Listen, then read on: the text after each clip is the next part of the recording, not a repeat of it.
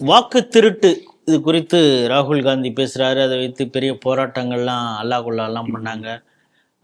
Election கமிஷனையே முற்றுகையிட போகிறது மாதிரி போட்டாங்க. பிறகு அவங்கள கைது பண்ணாங்க. அதுலேயும் பல ட்ராமாக்கள் பண்ணாங்க. இது சைமல்டேனியஸாக நடக்கும் பொழுது கர்நாடகாவில் குறிப்பாக அவர் சொன்ன அந்த ஒரு சட்டசபை தொகுதி 1,00,000க்கு மேலே வாக்கு திருடிட்டாங்கன்னு சொன்ன இடத்துல வந்து அங்கே இருக்கக்கூடிய கூட்டுறவுத்துறை அமைச்சர் ஒரு விஷயத்த சொல்லியிருக்கார். எலெக்ஷனுக்கு முன்னால் நம்மள்கிட்ட தான் அந்த டிராஃப்ட்டு ஓட்டர் லிஸ்ட்டு கொடுத்துட்டாங்களே, நம்ம அப்போனா அதை ஒழுங்காக கவனிக்கலையா, தப்பு நம்ம தானே பண்ணியிருக்கோம், இப்போ வந்து கத்துனா அதில் என்ன அர்த்தம் இருக்குது அப்படின்னு சென்சிபிளாக பேசுவாங்க. ராகுல் ஒரு விஷயத்த பேசின பிறகு அதற்கு எதிராக நீ பேசுவியா அப்படின்னு பல மட்டங்கள்லேருந்து அவருக்கு ப்ரெஷர் வந்து ராஜினாமா பண்ணியே ஆகணும் அப்படிங்கிறதுனால KN ராஜண்ணா வந்து நேற்று வேறு வழி இல்லாமல் ராஜினாமா பண்ணியிருக்காரு. அது குறித்து பாஜகலாம் கருத்து சொல்லியிருக்காங்க. இதில் குறிப்பிடப்பட வேண்டியது என்னென்னா, ராஜண்ணா ST சமுதாயத்தை சார்ந்தவர் அப்படிங்கிறது நீங்கள் எப்படி பார்க்குறீங்க? ஒரு வடிவேலு ஜோக்கு ஒன்று ஞாபகத்துக்கு வருது. திருட போவாங்க ஒரு வீட்டுக்குள்ளார, திருடிட்டு மிளகா பொடி போடுன்னு சொல்லுவான். இவன் வீட்டுக்கு வந்துடுவான், வந்து தூங்கிட்டு இருப்பான். இவனுடைய கூட்டாளிகள் என்ன பண்ணுவாங்க, அங்க அந்த வீட்டுல இருந்து வர வழி முழுக்க மிளகா பொடி போட்டிருப்பாங்க. இவர் வீடு தூங்கிட்டு போலீஸ்க்காக தொட்டோம், ஏந்திரி தேடி இருக்கேன் அப்படிம்பாங்க. என்னாச்சு அப்படி ஒரு ஆச்சரியமா இருக்கும். வர வழி முழுக்க அவங்க கூட்டாளி மிளகா பொடி போட்டு வச்சுட்டாங்க. நான் அதிலேயே வந்துட்டோம், வந்து கண்டுபிடிச்சிட்டோம். உடனே கூட்டாளி பார்த்து, ஏய் நான் மூஞ்சில் தாண்டா போட சொன்னேன் அப்படிமா, இவன் மூஞ்சில போட்டுருவான் மிளகா பொடியை. அதனால அந்த ஜோக் அப்படியே நமக்கு, நீங்க வேணா போய் பாருங்க, அந்த அந்த காமெடி எடுத்து பாத்தீங்கன்னா இப்போ உள்ள அந்த இதுக்கு அப்படியே சிச்சுவேஷன் நல்லா பொருந்துது. அப்படியே நான் யோசிச்சு பார்த்தேன். அதனால அந்த ராஜீவ் சர்தேசா ஏதோ ஒன்று சொன்னார். அதன் பிறகு இன்னொருத்தர் வந்து யாரோ ஒருத்தர் காங்கிரஸ்காரர் தான், அவர் வீட்டில் தான் வாடகை கொடுத்துருக்காரு. பீகார் சேர்ந்த வந்தவங்க சொன்னாங்க, ஆனால் பெங்காலி சொல்றாங்க தெரியல. ஒரு 150 பேர் வந்திருப்பாங்க, 6 மாசத்துக்கு ஒரு தடவை மாறிட்டே இருக்காங்க. அவங்கெல்லாம் ஓட்டர்ஸ் லிஸ்ட் எல்லாம் எப்படி வந்து தெரியும்னா அதுக்கெல்லாம் ஏஜென்ட் இருக்காங்க, காங்கிரஸ் கட்சியே இருக்காங்க. அதே அவரே போட்டு கொடுத்துட்டாரு. அந்த வீடு வாடகை கொடுத்தவரை காங்கிரஸ்காரரு. அந்த அவனுக்கு ஓட்டர்ஸ் லிஸ்ட் இந்த ரெண்டல் அக்ரிமெண்ட் வச்சு கொடுத்தது அது காங்கிரஸ் கட்சி வந்து ஏஜென்ட். அவங்க பங்களாதேஷியா பாக்கா தெரியாது, அதெல்லாம் வந்து அந்த ஏஜென்ட் தான் தெரியும் அப்படி சொல்லியிருக்காரு. ஆகவே இவங்களே அடுத்து பல்ட்டி, வேற வழியே இல்லை. இப்ப 3வது அவர் கேள்வி கேட்டிருக்காரு. இப்ப பாருங்க, சாதாரண நாட்டுடைய தேர்தல் நடைமுறை பார்த்தீங்கன்னா ஒவ்வொரு எலெக்ஷன் பூத்லயும் BLA பூத் லெவல் ஏஜென்ட் ஒருத்தர் இருப்பார் ஒவ்வொரு கட்சிக்கும், இல்லைங்களா? அந்த பூத்து, அந்த போலிங் பூத்துக்குள்ளார அந்த போலிங் ஆபீசர் தவிர, கவர்மெண்ட் ஆபீசர் தவிர உள்ள வந்து உட்கார்ந்துருக்கூடிய அனுமதி பெற்றவர்கள் இவங்க தான். இவங்களை வச்சுதான் வந்து ஃபர்ஸ்ட் பூத் அந்த முன்னாதான் ஆரம்பிப்பாங்க. பாருங்க புதுசா ஃப்ரெஷ்ஷா பறிக்கிறான் பாருங்க, இல்ல எதுவும் ஓட்டு பதிவாகல EVMல, இவங்க முன்னால காமிச்சு இவங்க ஒத்துக்கணும். ஒவ்வொருத்தர் வரும்போது அந்த 5 பேர் 6 பேர் பூத் லெவல் ஏஜென்ட் இருக்காங்களே, ஏன்னா ஒருத்தர் அப்ஜெக்ஷன் தெரிவிச்சானா அந்த ஓட்டு போட வரக்கூடியவர் வந்து அவர் வந்து சொல்லணும், இல்ல நான் இந்த இடத்துல இருக்கேன், இந்த வீடு மாறிட்டு ஏதோ சொல்லணும். அவர் ஹி ஹாஸ் டு ப்ரூவ். அப்படிப்பட்ட அதிகாரம் வந்து பூத் லெவல் ஏஜென்ட் கொடுக்கப்பட்டிருக்கிறது. கடைசியா போலிங் முடிஞ்ச பிறகு என்ன பண்ணுவாங்க, போலிங் எல்லாம் முடிஞ்ச பிறகு சீல் வைக்கும் போது இவங்க எல்லாரும் முன்னிலையும் சீல் வச்சுட்டு சீல் மாதிரி ப்ராப்பரா வச்சா சொல்லி இவங்க கிட்ட சைன் வாங்குவாங்க இல்லையா? அப்போ ஒவ்வொரு பூத்லயும் இந்த அளவுக்கு வந்து பூத் ஏஜென்ட் எல்லாரும் சேர்ந்தா எல்லாம் பண்றாங்க. அந்த பூத் ஏஜென்ட் எல்லா பட்டியலுக்கு எல்லாருமே தெரியும், இல்லைங்களா? அப்ப அந்த பூத் லெவல் ஏஜென்ட்டுக்கு வந்து தெரியாத ஒரு விஷயம் ராஜீவ்காந்தி தெரிஞ்சிருக்கா, ராகுல் காந்தி தெரிஞ்சிருக்கா? இல்ல பூத் லெவல் ஏஜென்ட் ஒருத்தர் இருக்காருங்கிறது ராகுல் காந்தி தெரியாதா? இது நம்முடைய முதல் கேள்வியே இங்கதான் வருது. இதே போல ஒரு வாக்காளர் வந்து சரி பார்த்த உடனே வரைவு பட்டியல் ஒண்ணு கொடுக்குறாங்க. அந்த வரைவு பட்டியல் எல்லா அரசியல் கட்சிகளும் கொடுக்கப்படுகிறது. அடிஷன் டெலிஷன் எல்லாமே அப்ஜெக்ஷன் தான் சொல்லணும், அதுக்கான காலம் கொடுக்கப்படுகிறது.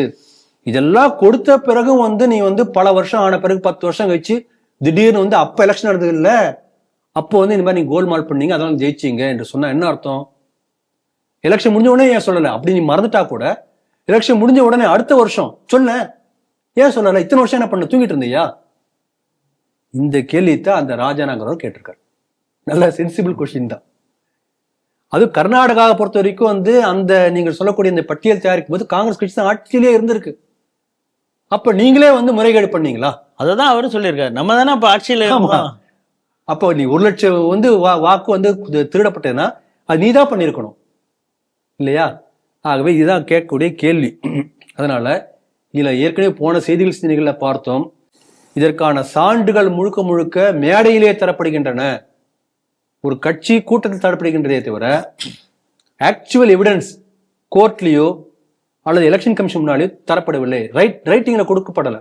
நேத்தும் அவர் அதான் கைது செய்யப்பட்டோம்னு சொல்ல டிக்ளரேஷன் கொடுக்க வேண்டிய அவசியம் இல்லை, அப்படி கேட்பதே தவறு அப்படின்னு அப்பாவு சொல்றாரு. நீங்க அவர் மீது குற்றச்சாட்டு வைப்பதே, ராகுல் காந்தியின் மீது வைப்பதே, ஆதாரத்தை கொடுன்னு கேட்பதே கூட தவறு அப்படிங்கிறார். அவ்வளவு புத்திசாலியான சபாநாயகரா நமக்கு கிடைச்சிருக்காரு. அதான் என்ன பண்றது, தமிழ்நாட்டுல எல்லா அமைச்சர் ரகுபதி உட்பட ஆரம்பித்து அதெல்லாம் தலைமை தாங்கக்கூடிய முதலமைச்சர் இன்னும் சொல்லவே வேண்டாம். அதனால இதெல்லாம் ரொம்ப சூச்சகமா சொல்லிட்டீங்க ஒரே வார்த்தையில. இப்ப நம்ம பாலகௌதமனுடைய கேள்வி பதில் ஒரு 2வது 4வது சனிக்கிழமை நடக்கும். அதில் ஒருத்தர் கேள்வி கேட்டிருந்தார். இதே சம்பந்தமாக கேள்வி கேட்கும்போது அவர் சொன்னாரு இந்த ராகுல் காந்தி ஒரு பெரிய இதை தூக்கி போடுவாரு, அணுகுண்ட போடுவார்லாம் எதிர்பார்த்தாங்க, ஆனா அது சிவகாசு பட்டாசு மாதிரி போயிடுச்சு என்று அவர் அப்ப சொன்னார். ஆனா கௌதமன் தப்பா எடை போட்டார் நினைக்கிறேன். சிவகாசு பட்டாசு மாதிரி கூட இல்லை, அந்த புஷ்னு ஒரு புஷ்வான புஷ்னு போயிடும் இல்லையா, அதே போல போய்விட்டது. அதனால இவங்கெல்லாம் என்னன்னா ஒரு அரசியல் நாடகம், தன்னுடைய தோல்வியை மறைப்பதற்காக திசை திருப்பக்கூடிய ஒரு நாடகம். இப்ப பாருங்க, இவருடைய அப்பா ராஜீவ் காந்தி எலெக்ஷன் தோத்த உடனே என்ன பண்ணாரு, இந்த பேலட் பேப்பர்னால தான் நான் தோர்த்தேன், இவிஎம் வேணும்னு அப்ப கேட்டார் அவர். எலக்ட்ரானிக் ஓட்டிங் மிஷின் தான் நான் ஜெயிச்சிருப்பேன். இப்ப அவருடைய பையன் என்ன சொல்றான், இவிஎம்னால தோத்த பேலட் பேப்பர் வேணுங்கிறான்.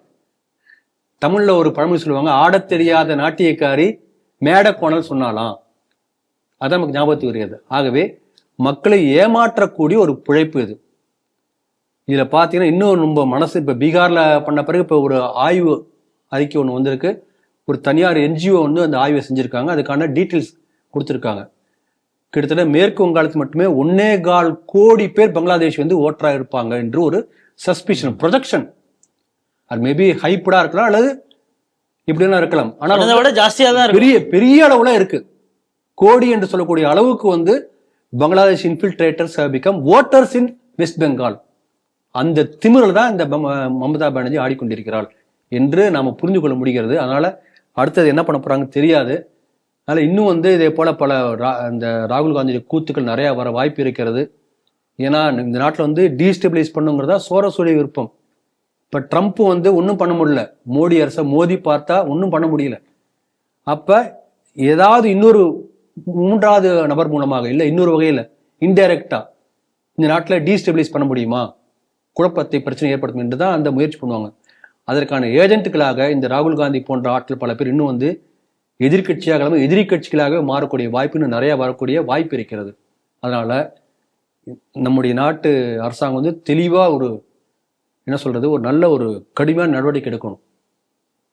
இவர் நாடு கடத்தணும் அல்லது உள்ள தூக்கி போகணும். அதுக்கான எல்லா எவிடன்ஸ் வந்தாச்சு, செய்ய முடியும்.